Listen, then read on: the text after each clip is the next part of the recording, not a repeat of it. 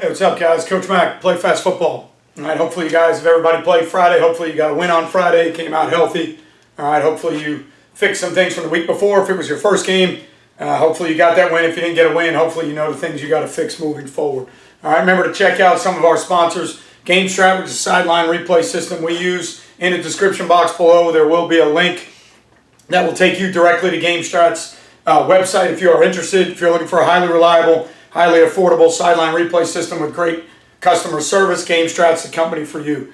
Difference USA, which is the ultimate striking machine. Work on striking and hand placement. You can work on it in your weight room. We have one in our weight room attached to one of our squat racks. You can also put them outside with universal attachments. You don't need a partner. You don't need anybody holding a med ball, holding a bag. It's just you and the machine working on getting off the ball, proper hand placement, elbows in, thumbs up, how to strike, how to get your hips involved, how to get things, all right, compressed in, different springs with different tensions that make it harder, all right, to lev the pad in. So every position strikes at some point or another. Get extra reps using the Difference USA. Just Play Football, which is the digital software program I use to diagram plays. If I am doing any webinars or speaking in any clinics, that is how I am going to draw up and diagram the plays that I show when I speak. Just Play Football is the only diagram drawing tool that I use. Max One, which is an app that takes everything and streamlines it into one platform. So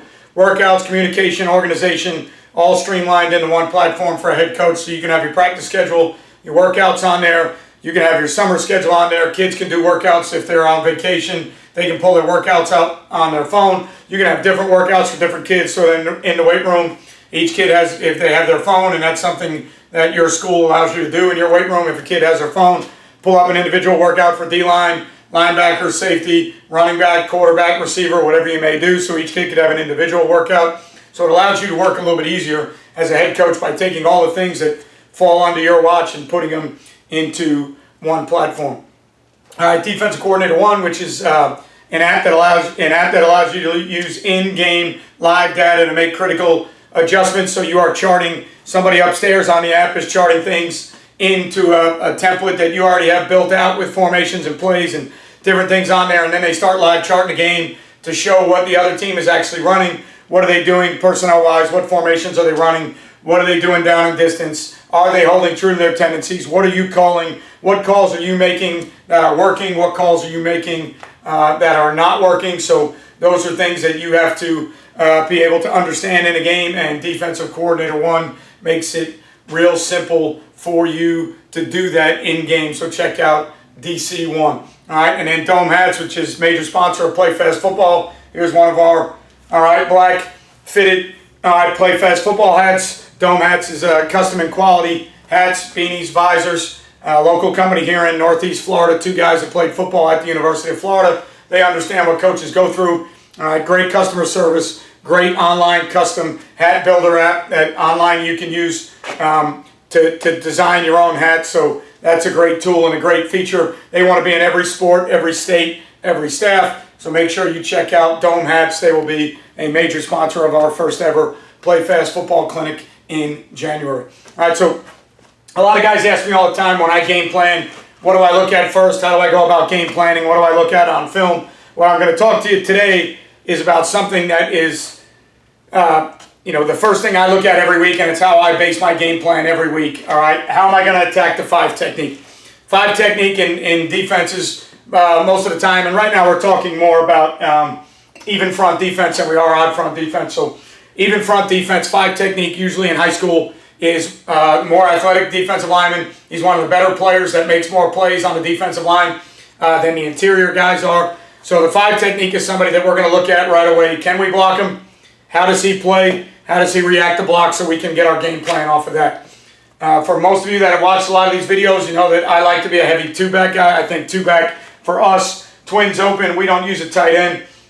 I think 2-back gives us our entire run game, our entire throw game, everything we want to do, we would like to do. So I am heavily involved in 2-back formations, twins open. So it's where I start my game plan from all the time. So the first thing I look at on film is how the 5 techniques play. So when I turn on an opponent's film, I want to see how the 5 techniques play. How do they play down blocks? All right, are they a squeeze spill team? Are they a scrape exchange with their inside linebackers? What's the 5 technique going to do on a down block? When he does go to get kicked out, if he's a spill guy, how good is he at spilling and making that thing go around him? Is he able to spill and pry back up the field and not just take himself out of place? Is he a reckless spiller that just runs so far inside you can actually game plan some things around him off the spill? All right, is he a guy that even though he tries to spill, he just gets kicked out even when he tries to spill? All right, so I'm always looking at how the 5 technique plays down blocks first. Next thing I look at is how does the 5 technique play base blocks.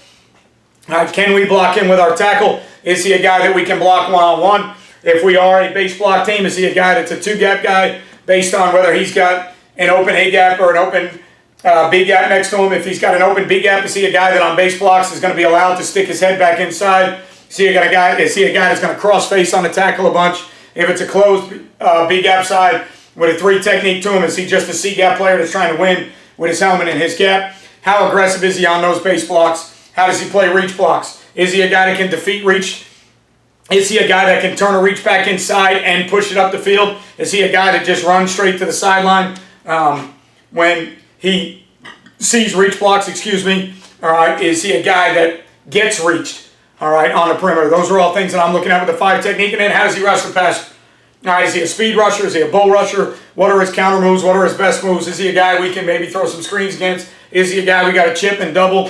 All right, so I'm always looking at ways that we can go after the 5 technique on defense. And one of the reasons I say that, even though he's probably one of the better athletes and players on the football field for opposing teams, I think you can do some things to kind of help play against his own technique. So I think you can use some things, once you know how the 5 technique plays, I think you can use some things against that 5 technique and give him multiple looks that are going to make his job a little bit harder to do, and then see if off of his job, if the rest of the defense can support what they need to do off of the way the 5 technique does his job. All right, so for us, one of our base runs is a duo play, or it's basically a gap veer scheme for us. It's not traditional inside veer, I had a split back stuff. It's a gap veer play, but we run all of our read schemes off it. All right, so the first thing we want to see is off the duo or off the veer scheme, when we get double teams and down blocks here, how does the 5 technique play? Is the 5 technique a squeeze spill guy and the Mike linebacker a scrape exchange guy? All right, if the 5 technique is a squeeze spill guy, all right, if he's somebody that off of these down blocks is going to try and wrong arm our sniffer all the time, that's somebody that we want to read or we want to lob. All right, so right away going in, if I know that I want to run my base duo play and I know that the 5 technique is a hard spill guy, I know that I am not going to call a lot of kick theories. I'm not going to call a lot of whether the H is there, all right, or the H is over here. I know I'm not going to call a lot of theories requiring my sniffer to kick because I'm going to get wrong armed all the time and I'm going to get spilled.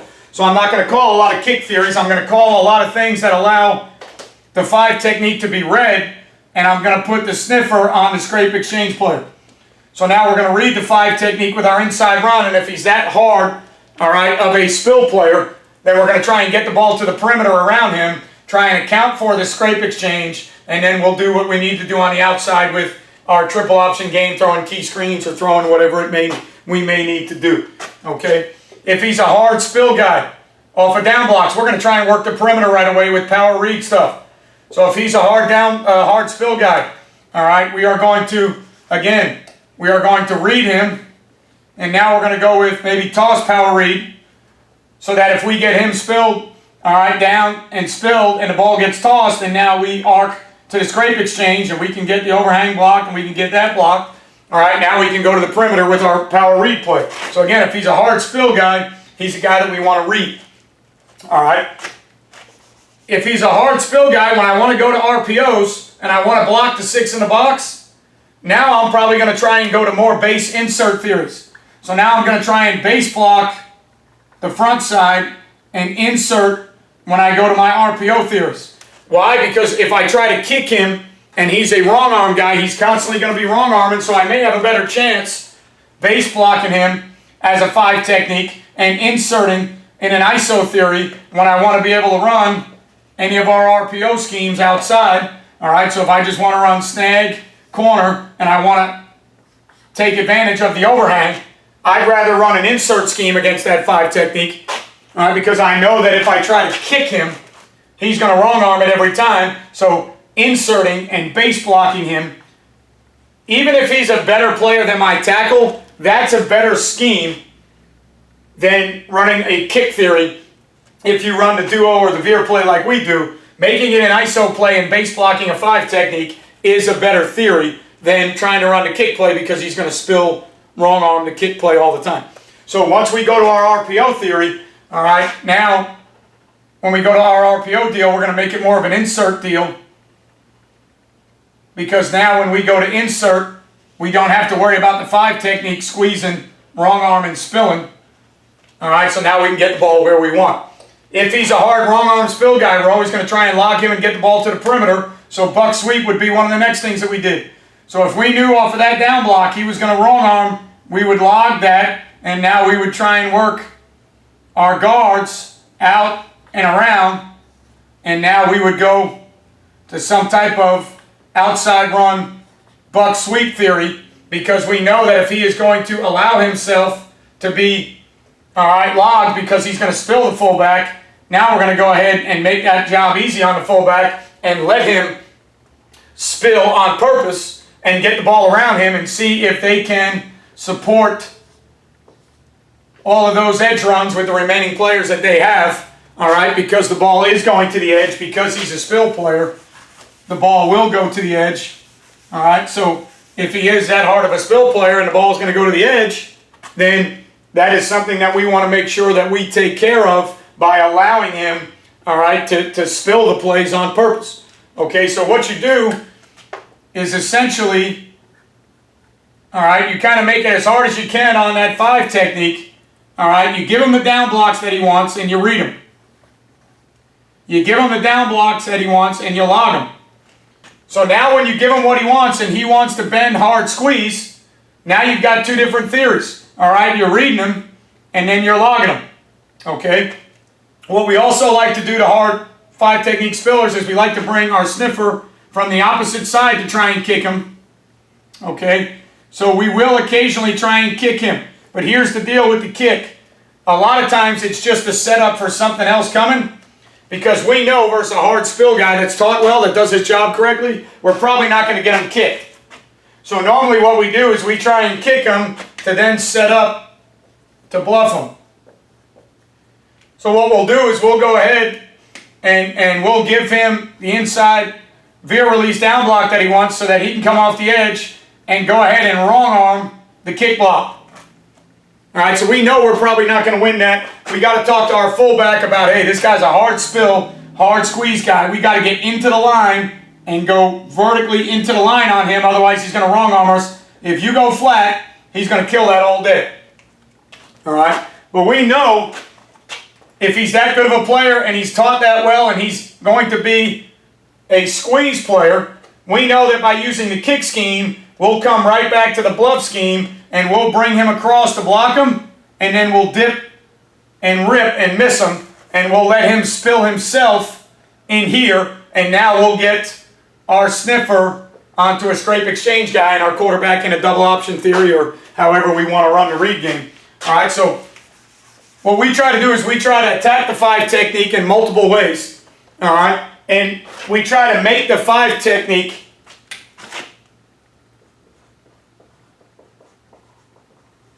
make him play against himself.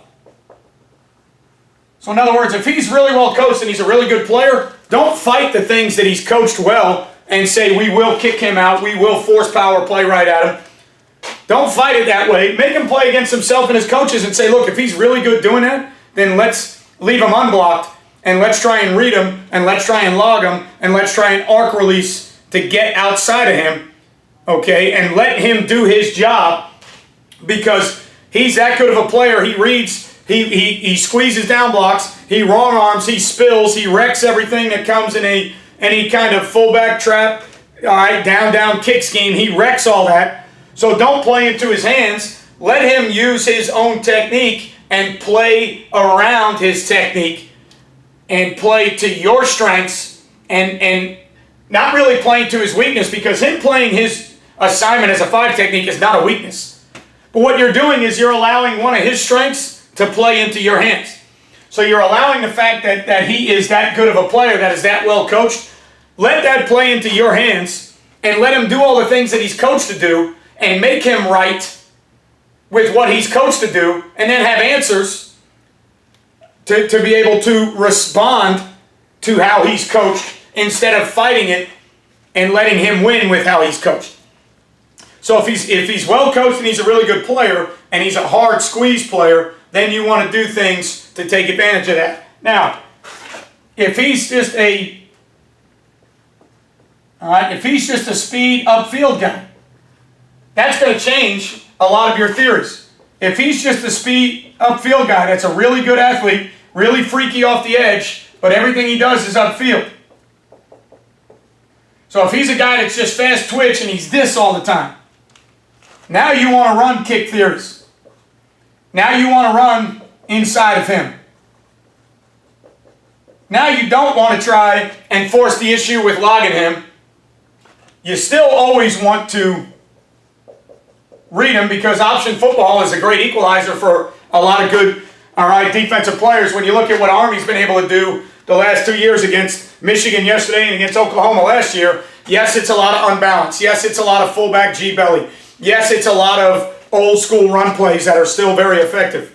What it also is it's the threat of option football all the time. So you always have to be able to account for a fullback, a quarterback, and some type of pitch player. So it's the threat of option football that neutralizes a lot of good players. So you still want to be able to read him.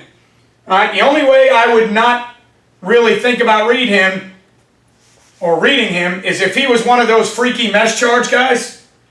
If he was one of these freaky mesh charge guys that was so disruptive that he was at the mesh before you could even pull or give, then I would think about blocking him all night and trying to not read him. You don't see a lot of those guys. You'll see some of them, especially in Florida. We'll see some of them. But you got to understand, if he's a mesh charge guy and he's an up-the-field guy, then you want to do other things. All right? You want to be able to kick him, and you want to be able to run the ball inside of him. All right? And now, when you go to pass block him, you probably want to chip or double that guy. So you got to look at, I always look at how the 5 technique plays. I build my game plan around how the 5 technique plays, and then I build things that I like into our offense around what their 5 technique does. Is there a 5 technique I like better than the other? Is there one that plays it better than the other? Is there one that I want to run away from and one that I want to run to? All right, so I'm always looking, for me, one of the first things when I game plan, I look at the 5 technique all the time. So first thing I look at against an even defense, how does the 5 technique play? How do they set the edge behind him? If he's a squeeze spill guy, how do they play behind it?